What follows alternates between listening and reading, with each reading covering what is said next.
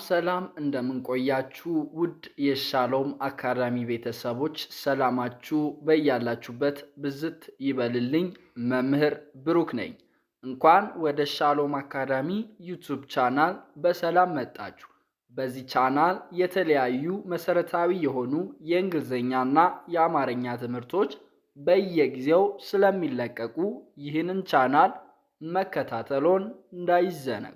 ውድ ቤተሰቦቼ ዛሬ ደግሞ ይዤላችሁ የመጣሁት የተለያዩ ሐሳባችን ላይ ያሉትን ረዣዥም ጽሑፎችን እንዴት መጻፍ እንችላለን፣ ረዣዥም አረፍተ ነገሮችን እንዴት መመስረት እንችላለን፣ አባባሎችን ደግሞ በቀላል መንገድ እንዴት ማንበብ እንችላለን የሚለውን ሐሳብ በአንድ ላይ አጠቃሎ የያዘ እጅግ በጣም አስደናቂ ቆንጆና አስተማሪ የሆነ ቪዲዮ ስለሆነ እስከ መጨረሻው እንድትከታተሉ በትህትና ጠይቃለሁኝ ውድ ቤተሰቦቼ።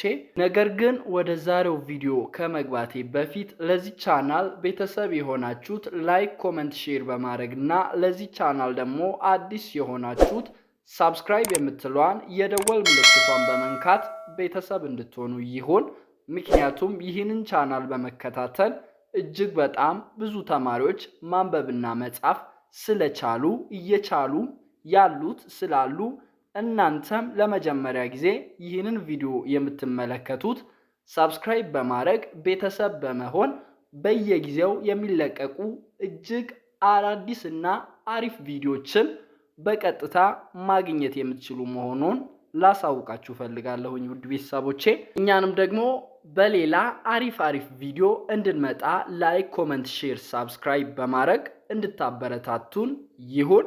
ከዚህ በተጨማሪ ደግሞ በኦንላይን ወይም በውስጥ መስመር መሰረታዊ የሆኑ የእንግሊዝኛ፣ የአማርኛ፣ የኦሮምኛና የሂሳብ ትምህርቶችን የተለያዩ አፕሊኬሽኖችን በመጠቀም በቴሌግራም፣ በዋትስአፕ፣ በኢሞ፣ በዙም፣ በሚትስ እና በመሳሰሉት አፕሊኬሽኖች ቆንጆ ትምህርት እየሰጠን እንገኛለን ውድ ቤተሰቦቼ። ታዲያ እናንተ ደግሞ በተለያየ ምክንያትና በተለያየ አጋጣሚ ትምህርታችሁን በአግባቡ መከታተል ያልቻላችሁት በሙሉ ይህ ለእናንተ የተዘጋጀ እጅግ በጣም አስደናቂ እድል ስለሆነ እየመጣችሁ እየተመዘገባችሁ ክላሳችሁ መጀመር የምትችሉ መሆኑን ላሳውቃችሁ ፈልጋለሁኝ ውድ ቤተሰቦቼ። እኛ ጋር ደግሞ በጣም ብዙ ተማሪዎች እየተማሩ ስለሚገኙ እናንተም እየመጣችሁ ስትፈልጉ ለብቻችሁ በግል ስትፈልጉ ደግሞ በግሩፕ መማር የምትችሉ መሆኑን ላሳውቃችሁ ፈልጋለሁኝ ውድ ቤተሰቦቼ።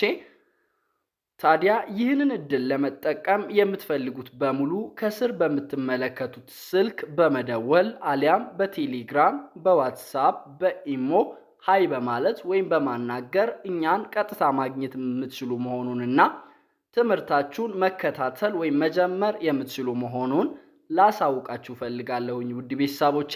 እኛን ደግሞ ለየት የሚያደርገን እናንተን በጣም በአጭር ጊዜ ውስጥ አቀላጥፋችሁ እንድታነቡና እንድትጽፉ ማድረጋችን ነው ማለት ነው ውድ ቤተሰቦቼ። ካለማወቅ ወደ ማወቅ፣ ካለመጻፍ ወደ መጻፍ፣ ካለማንበብ ወደ ማንበብ በአጭር ጊዜ እናመጣቸዋለን ማለት ነው ውድ ቤተሰቦቼ።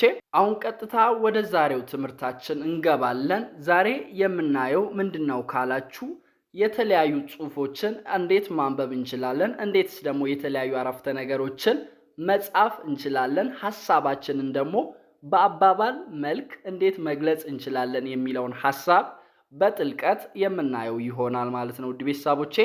እዚህ ጋር የምታዩት የመጀመሪያው አረፍተ ነገር ምን ይላል? እስኪ አብረን እናነባለን። ማንበብ የቻላችሁት ቪዲዮን በማቆም በቀጥታ በማንበብ ራሳችሁን ቼክ ማድረግ ትችላላችሁ።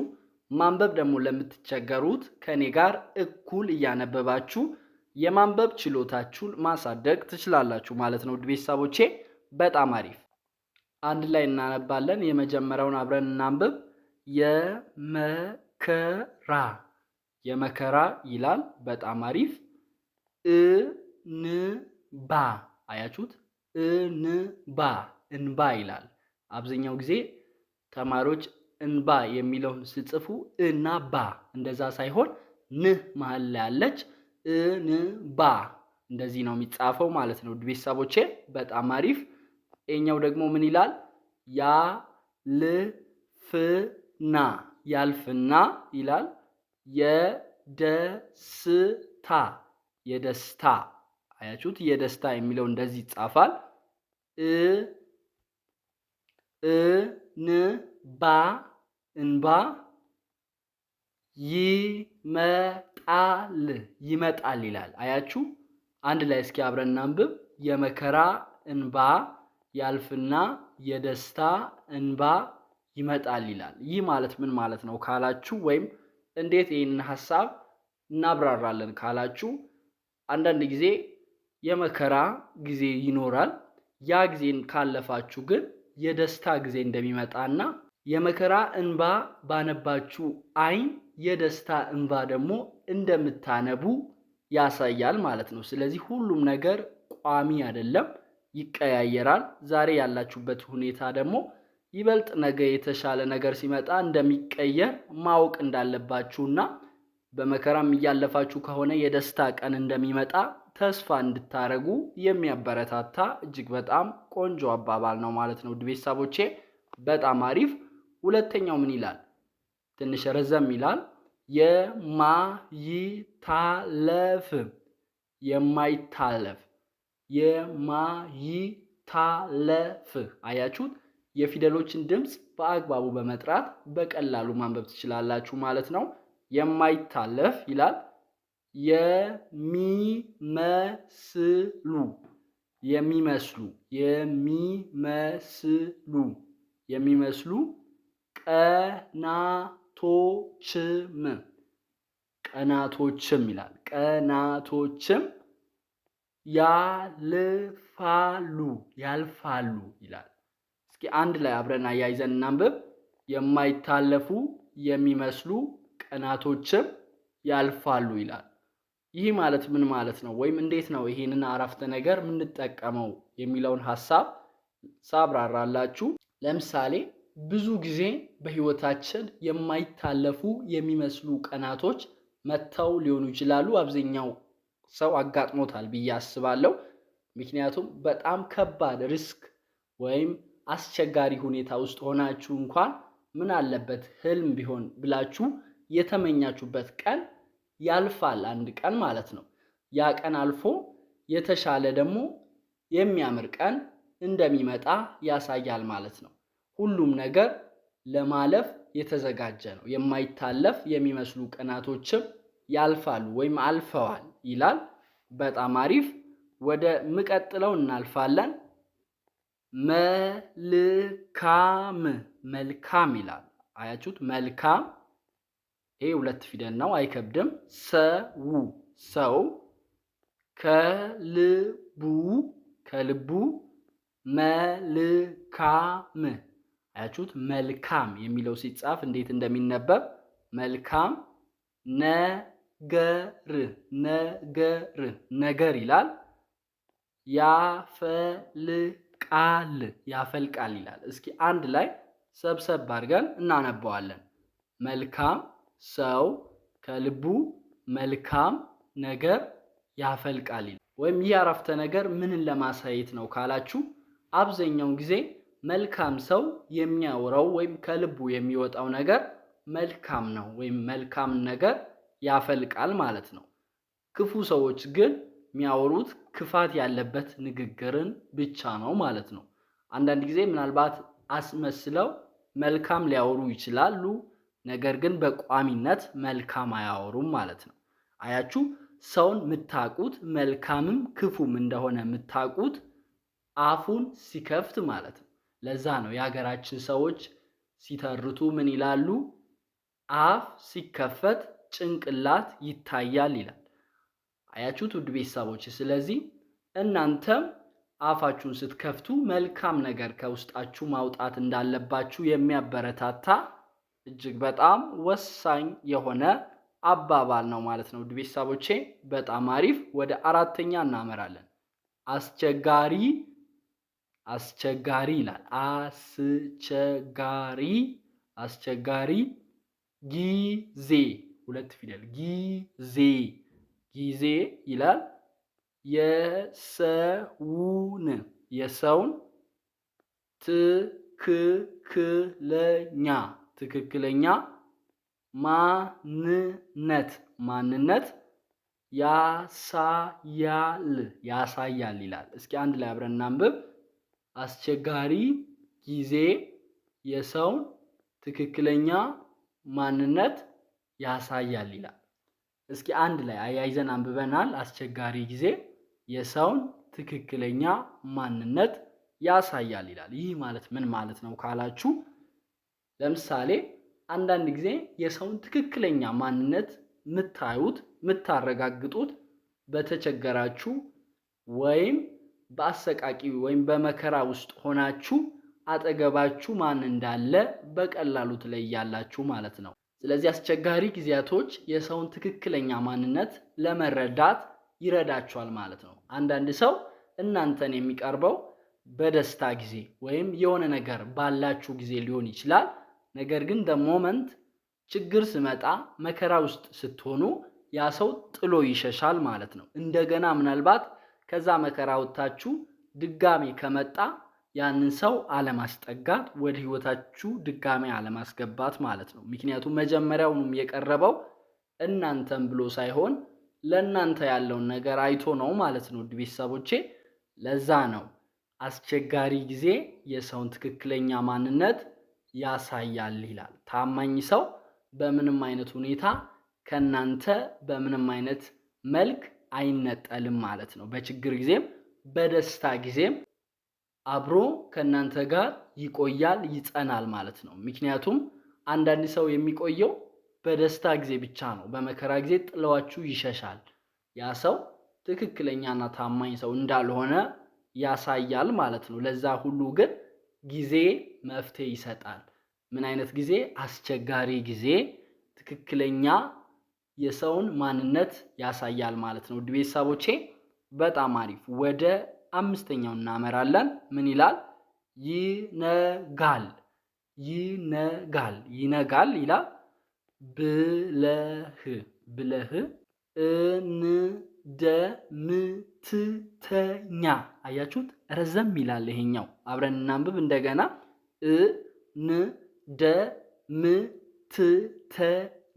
እንደምትተኛ ይላል። እንደምትተኛ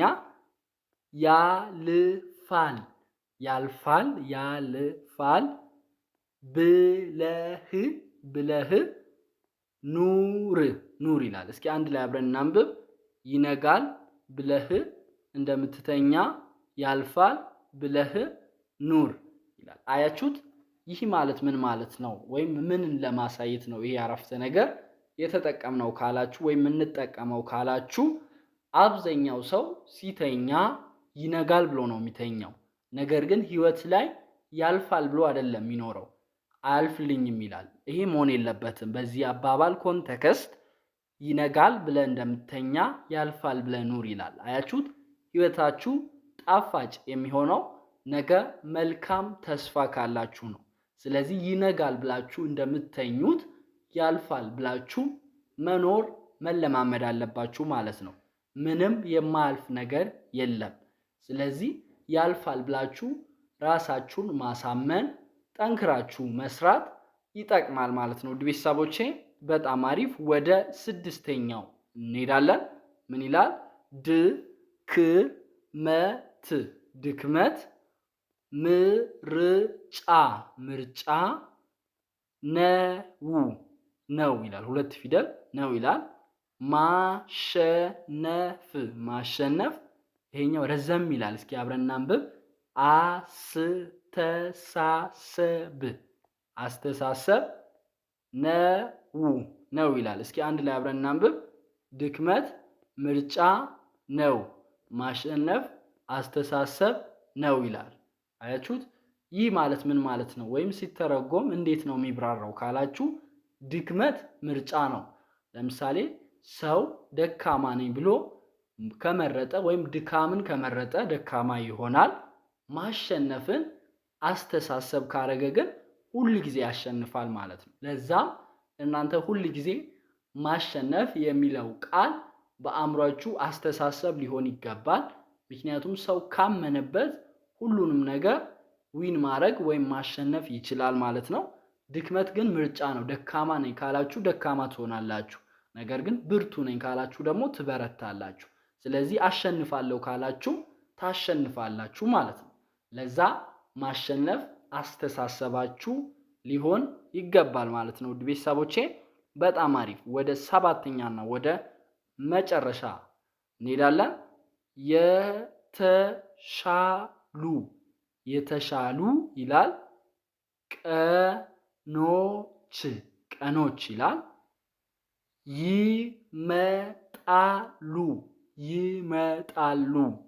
ይመጣሉ ይላል።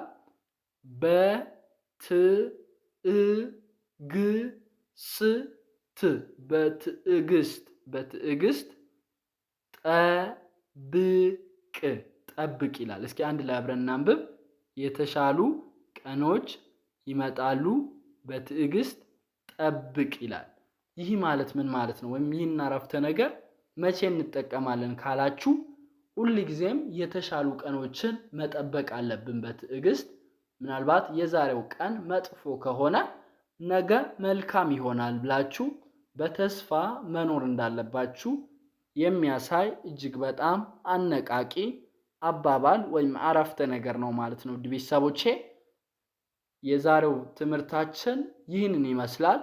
ሳጠቃልልላችሁ ምንድነው ያየነው ካላችሁ የተለያዩ አረፍተ ነገሮችን ወይም የተለያዩ ሐሳቦችን በቀላል መንገድ እንዴት ሳይደብረን በአስተማሪ መልኩ ማንበብ እንችላለን የሚለውን ሐሳብ በጥልቀት አሳይቻችኋለሁ። እንዴት ደግሞ የተለያዩ አባባሎችን አብራርተን መጠቀም እንችላለን ወይም መጻፍ እንችላለን ወይም ደግሞ ማንበብ እንችላለን የሚለውን ሐሳብ አይተናል ማለት ነው ውድ ቤተሰቦቼ። ስለዚህ እናንተ ደግሞ ይህንን ቪዲዮ በተደጋጋሚ በማየት የተለያዩ አባባሎችን መመስረት፣ የተለያዩ አባባሎችን ደግሞ በደብተራችሁ ላይ እየጻፋችሁ የእጅ ጽሑፋችሁን ውበት ማሻሻል የምትችሉ መሆኑንና ራሳችሁ ደግሞ እነኚህን አባባሎች እያነበባችሁ ለሌላ አባባሎች ብቁ ማድረግ እንደምትችሉ የሚያሳይ ቆንጆ ትምህርት ነው ማለት ነው ውድ ቤተሰቦቼ። ይህንን ይመስላል የዛሬው ቪዲዮአችን። ቪዲዮ ከተመቻችሁ ቤተሰብ የሆናችሁት ላይክ፣ ኮመንት፣ ሼር በማድረግና ለዚህ ቻናል ደግሞ አዲስ የሆናችሁት ሰብስክራይብ በማድረግ ቤተሰብ እንድትሆኑ ይሁን። ምክንያቱም ይህንን ቻናል በመከታተል እጅግ በጣም ብዙ ተማሪዎች ማንበብና መጻፍ ስለቻሉ እየቻሉም ያሉት ስላሉ እናንተም ለመጀመሪያ ጊዜ ይህንን ቻናል የምትመለከቱት ሰብስክራይብ በማድረግ በየጊዜው የሚለቀቁ እጅግ በጣም ቆንጆ ቪዲዮዎች በቀጥታ ወደ እናንተ እንዲደርስ ማድረግ ትችላላችሁ ማለት ነው ውድ ቤተሰቦቼ።